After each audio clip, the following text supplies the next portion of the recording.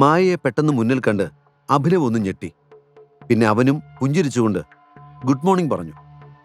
എന്തിനാ മായ രാവിലെ മുതൽ എന്നെ വിളിച്ചുകൊണ്ടിരിക്കുന്നത്? എന്താ കാര്യം? അഭി ചോദിച്ചു. സാർ ഓഫീസിലെത്താൻ വൈകിയത് കൊണ്ട് റാണി മാഡം പറഞ്ഞിട്ട് വിളിച്ചതാണ്. വൈകിയെന്ന് പറയാൻ മാത്രം ഒന്നും ആയില്ലല്ലോ. ഇത് തന്നെയല്ലേ എൻ്റെ പഞ്ചിങ് ടൈം. ആട്ടെ, എന്തായിരുന്നു ഞാൻ വന്നിട്ട് ഇത്ര അത്യാവശ്യം? അഭി ചോദിച്ചു.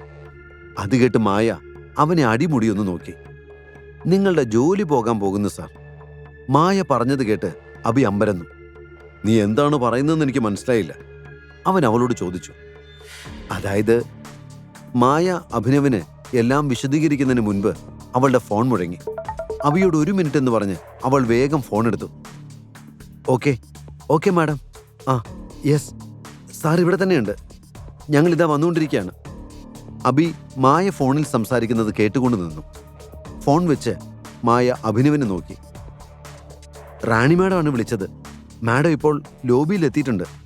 സാറിനോട് എത്രയും പെട്ടെന്ന് അങ്ങോട്ട് ചെല്ലാൻ പറഞ്ഞു. ഇപ്പോഴാണ് അഭിക്ക് കാര്യങ്ങളുടെ കിടപ്പോശം ഏകദേശം മനസ്സിലായത്. റാണി ലോബിയിൽ എല്ലാവരുടെയും മുന്നിൽ വെച്ച് അഭിനവിനെ അപമാനിക്കാനും പിന്നീട് ജോലിയിൽ നിന്ന് പിരിച്ചുവിടാനുമുള്ള പ്ലാനായിരുന്നു. എന്നാൽ അവൾ ഇങ്ങനെയെല്ലാം എന്തിനാണ് ചെയ്യുന്നതെന്ന് അഭിക്ക് മനസ്സിലായില്ല. ഇവൾ എന്ത് കുന്തത്തിനാ ഇപ്പൊ എന്റെ നെഞ്ചത്തോട്ട് കയറുന്നത്? ഇനിയിപ്പോ ഇതാ ദേവന്റെ പണിയായിരിക്കോ? അഭി സ്വയം ചോദിച്ചുകൊണ്ട് ലിഫ്റ്റിലേക്ക് നടന്നു. ലിഫ്റ്റിനുള്ളിൽ വെച്ച് അഭി ചില മെസ്സേജുകൾ ടൈപ്പ് ചെയ്തു വെച്ചിരുന്നു. എന്നാൽ അവൻ അതൊന്നും സെൻഡ് ചെയ്തില്ല. സെൻഡ് ബട്ടൺ അമർത്തി ആ സന്ദേശങ്ങൾ അയച്ചാൽ റാണിയുടെ കാര്യത്തിൽ ഇപ്പോൾ തന്നെ ഒരു തീരുമാനമാകുമെന്ന് അഭിക്കറിയാമായിരുന്നു. പക്ഷെ അഭി അങ്ങനെയൊന്നും ചെയ്തില്ല. റാണിക്കെതിരായി എന്തെങ്കിലും ചെയ്യുന്നതിന് മുൻപ് റാണി എന്തുകൊണ്ടാണ് ഇങ്ങനെ ചെയ്യുന്നതെന്നും ഇതെല്ലാം ആരുടെ നിർദ്ദേശപ്രകാരമാണെന്നും അവൻ അറിയാൻ ആഗ്രഹിച്ചു. ആഹാ, വന്നല്ലോ ഹീറോ. അത്രയും പറഞ്ഞ് റാണി കൈയടിച്ചുകൊണ്ട് അഭിയുടെ നേരെ നടന്നു. ഇത് കണ്ട് ചുളിഞ്ഞ മുഖത്തോടെ അഭിയും അവളുടെ അരികിലേക്ക് വന്നു. ഓഫീസിൽ വൈകി വരുന്നു, ഒരു പണിയും ചെയ്യാതെ ലോബിയിൽ ഇങ്ങനെ അലഞ്ഞു തിരിഞ്ഞ് നടക്കുന്നു. എന്താ സാറേ ഇത്? വല്ല പാർക്കുവാണെന്ന് കരുതിയോ? റാണി അഭിയെ നോക്കി ചോദിച്ചു. അവളുടെ മുഖത്ത് വല്ലാത്തൊരഹങ്കാരം അഭി കണ്ടു. ചുറ്റും നിന്നിരുന്ന എല്ലാ ജീവനക്കാരും അവിടേക്ക് തന്നെ ശ്രദ്ധിച്ച് അവരുടെ കാതുകൾ കൂർപ്പിച്ചു. അവിടെ നടക്കുന്നത് എന്താണെന്നറിയാനുള്ള ആകാംക്ഷയിലായിരുന്നു എല്ലാവരും. റാണിയുടെ വരവ് വെറുതെയല്ല എന്ന് അവർക്ക് മനസ്സിലായിരുന്നു.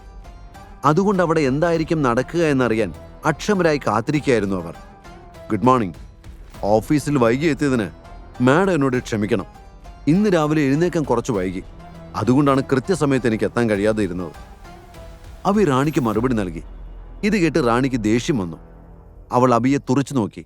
ഞാൻ ചോദിച്ചത് നീ എന്തുകൊണ്ടാണ് വൈകിയതെന്നാണ്.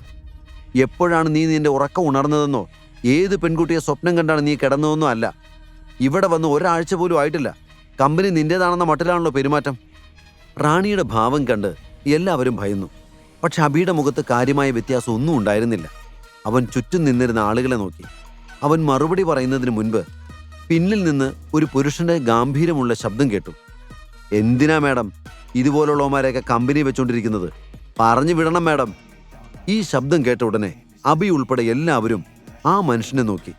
അത് മറ്റാരുമല്ല, ദേവനായിരുന്നു. അവൻ അഭിയുടെ അടുത്തേക്ക് വന്ന് അവനെ പുച്ഛത്തോടെ ഒന്ന് നോക്കി.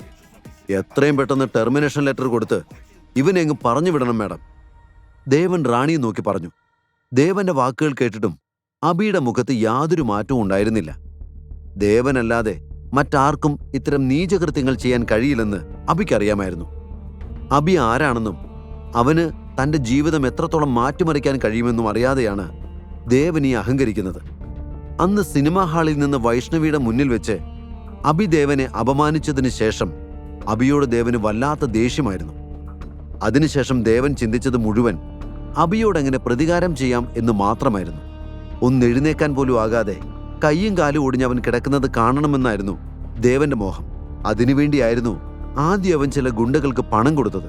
പക്ഷെ ഗുണ്ടകൾക്ക് അഭിയൊന്ന് തൊടാൻ പോലും കഴിയാതെ വന്നപ്പോൾ ദേവൻ അഭിയോടുള്ള പക കൂടി. എങ്ങനെയെങ്കിലും അഭിയെ തകർക്കുക എന്ന ഒരു ലക്ഷ്യം മാത്രമേ അവന്റെ ഉള്ളിലുണ്ടായിരുന്നുള്ളൂ. അതിനുവേണ്ടി ദേവൻ റാണിയെ കണ്ടെത്തി. അഭിനവനെക്കുറിച്ച് മോശമായി സംസാരിക്കാൻ തുടങ്ങി. അഭിനവനെ ജോലിയിൽ നിന്ന് അപമാനിച്ചു പിരിച്ചുവിട്ടാൽ ദേവൻ അവൾക്ക് വളരെ വലിയൊരു പ്രതിഫലം നൽകുമെന്ന് വരെ ഓഫർ നൽകി. അതുകൊണ്ടാണ് റാണി ഇപ്പോൾ ഇങ്ങനെ ഒരു സീൻ ഇവിടെ ക്രിയേറ്റ് ചെയ്തിരിക്കുന്നത്. എന്തൊക്കെയാ മാഡം ഇവിടെ നടക്കുന്നത്? എന്തിനാണ് ഔട്ട്സൈഡേഴ്സിനെ അനാവശ്യമായി ഓഫീസിനുള്ളിലേക്ക് കടത്തിവിടുന്നത്? ദേവനെ ഒന്ന് നോക്കിക്കൊണ്ട് അബി റാണിയോട് ചോദിച്ചു. ഈ ചോദ്യം കേട്ട് റാണിക്ക് ദേഷ്യം വന്നു. അവൾ അഭിനവരെ രൂക്ഷമായി ഒന്ന് നോക്കി. നീ എന്താ പറഞ്ഞത്? നിനക്ക് എങ്ങനെ ധൈര്യം വന്നു ഈ ചോദ്യം ചോദിക്കാൻ? ആരോടാണ് നീ ഈ ചോദ്യം ചോദിക്കുന്നത്? എന്നോടോ മിസ്റ്റർ ദേവനോടോ? റാണി ദേഷ്യത്തോടെ ചോദിച്ചു. അവൻ നിന്നോടാണ് ഈ ചോദ്യം ചോദിക്കുന്നത് റാണി. ഈ വൃത്തികെട്ടവന് മര്യാദ എന്നൊരു സാധനമില്ലെന്ന് ഞാൻ നിന്നോട് പറഞ്ഞിരുന്നില്ലേ? അല്ല, അവനെ പറഞ്ഞിട്ട് കാര്യമില്ല. നല്ല സ്വഭാവം പഠിക്കണമെങ്കിൽ നല്ല തറവാട്ടി പറക്കണം, നല്ല തന്തയും തള്ളയും വേണം. പക്ഷേ അതൊന്നും ആരാണെന്ന് പോലും അറിയാതെ തെരുവിൽ അലഞ്ഞു തിരിഞ്ഞ് നടക്കുന്നവൻ എവിടെ നിന്നും മര്യാദ പഠിക്കും? ദേവൻ പുച്ഛത്തോടെ പറഞ്ഞു. ഇത് കേട്ടതും മുഷ്ടി ചുരുട്ടി അഭി തന്റെ ദേഷ്യം നിയന്ത്രിച്ചു. റാണിയുടെ മുഖത്തും ഒരു പുച്ഛച്ചിരി ഉണ്ടായിരുന്നു. താങ്ക് യു മിസ്റ്റർ ദേവൻ. ഇവൻ ഇത്തരക്കാരനാണ് എന്ന് ഞങ്ങൾക്കാർക്കും അറിയില്ലായിരുന്നു. നിങ്ങൾ വന്ന് പറഞ്ഞില്ലായിരുന്നെങ്കിൽ ഇവൻ ഈ കമ്പനി തന്നെ നശിപ്പിക്കായിരുന്നു. ഇതുപോലെ മോശം ബിഹേവിയർ ഉള്ളവരെയൊന്നും ഞാൻ ഈ കമ്പനിയിൽ വെച്ചു വാഴിക്കില്ല, റാണി പറഞ്ഞു. ശേഷം അവൾ അഭിനവന് നേരെ തിരിഞ്ഞു. നോക്ക്, നിന്റെ സേവനം ഇനി ഇവിടെ ആവശ്യമില്ല. നിന്നെ പിരിച്ചുവിട്ടിരിക്കുന്നു. You can go. ഇത് പറയുമ്പോൾ റാണിയുടെ ശബ്ദം അമിതമായി ഉയർന്നിരുന്നു. അത് കേട്ട് എല്ലാവരും ഞെട്ടി. ദേവന്റെ മുഖത്ത് ഒരു പുഞ്ചിരി വിരിഞ്ഞു. ദേവൻ ആഗ്രഹിച്ചതെന്തോ അത് അവന്റെ കൺമുന്നിൽ സംഭവിക്കുകയായിരുന്നു. ദേവൻ അബിയെ അപമാനിച്ച് മതിയാവുന്നുണ്ടായിരുന്നില്ല. വീണ്ടും അവനെക്കുറിച്ച് ദേവൻ എന്തോ പറയാൻ വേണ്ടി ശ്രമിച്ചതും അവന്റെ ഫോൺ മുഴങ്ങി. അവൻ ഫോൺ പോക്കറ്റിൽ നിന്നെടുത്ത് സ്ക്രീനിലേക്ക് നോക്കി. സോറി റാണി, ഞാനിപ്പോൾ വരാം. എനിക്കൊരു ഇമ്പോർട്ടൻ്റ് കോൾ വന്നു. ഇത് അറ്റൻഡ് ചെയ്യാതിരിക്കാൻ പറ്റില്ല, ദേവൻ റാണിയെ നോക്കി പറഞ്ഞു. ഫോണും എടുത്ത് ദേവൻ അവിടെ നിന്ന് പോയി. ഈ സമയം അബിയും ആ അവസരം മുതലെടുത്തു.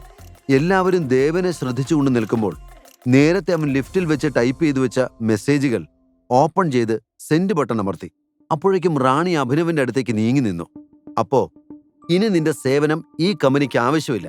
പിന്നെ ഒരു കാര്യം, നീ ഇതുവരെ ചെയ്ത ജോലിക്കെല്ലാം കൃത്യമായി ഓഫീസിൽ നിന്ന് പണം വാങ്ങിയിട്ടേ പോകാവൂ. റാണി ചെറിയൊരു ചിരിയോടെ അവൻ നോക്കി പറഞ്ഞു. അബി അവൾ പറഞ്ഞതെല്ലാം സമ്മതിക്കുന്നത് പോലെ തലയാട്ടി. അങ്ങനെയാണെങ്കിൽ മാഡം, ഓഫീസിൽ എൻ്റെ കുറച്ച് സാധനങ്ങളുണ്ട്. With your permission അതെനിക്കെടുക്കാമോ?